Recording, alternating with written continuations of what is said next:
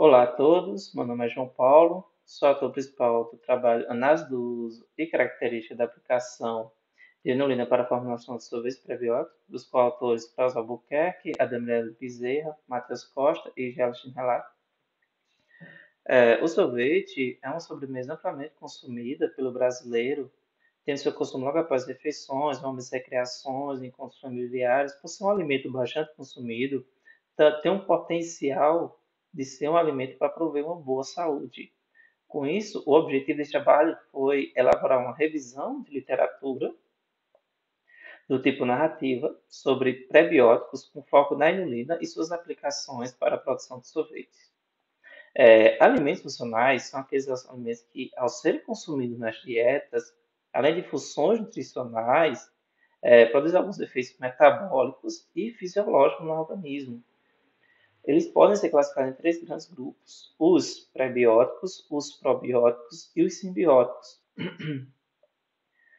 Os prebióticos, eles são alimentos que fornecem um substrato que é utilizado pela microbiota benéfica ao organismo, como fonte de alimento daqueles micro-organismos benéficos à nossa saúde, benéficos à nossa saúde intestinal. Eles vão consumir esse substrato e vão se reproduzir, vão fazer o nosso intestino funcionar melhor.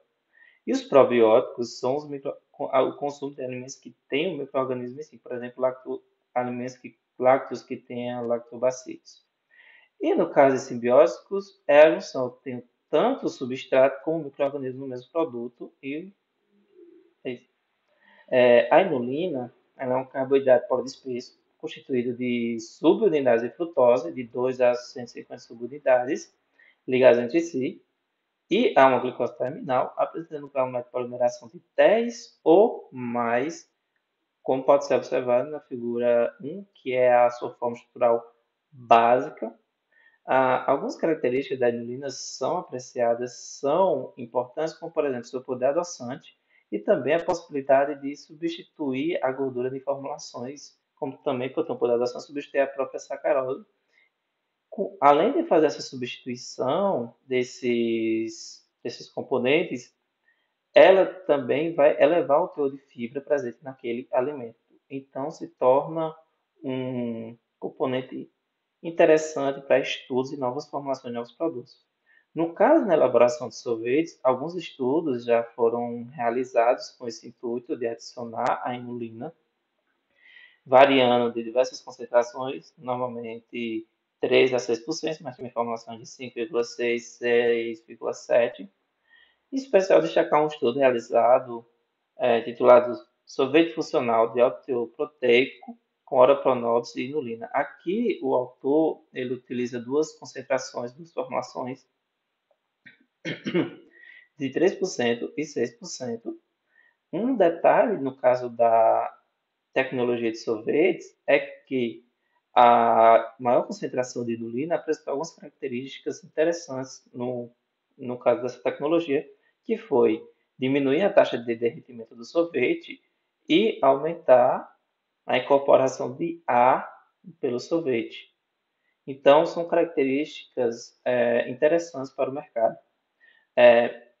Falando sobre o mercado de sorvete e suas perspectivas futuras, o mercado de sorvete é um mercado de bilhões de reais, é um mercado forte, com milhares de empregados, e em dados disponibilizados pela ABIS, que é a Associação Brasileira de Indústria do Setor de Sorvete,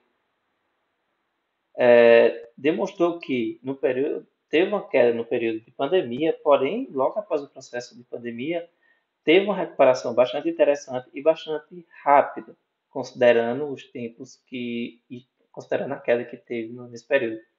Em questão de aceitabilidade sensorial, alguns estudos foram realizados com formações padrões e formações que levavam inulina, e foi perceptível que a aceitabilidade do sorvete com inulina era similar a padrões. Então, fica viável adicionar inulina sem alterar tanto as características sensoriais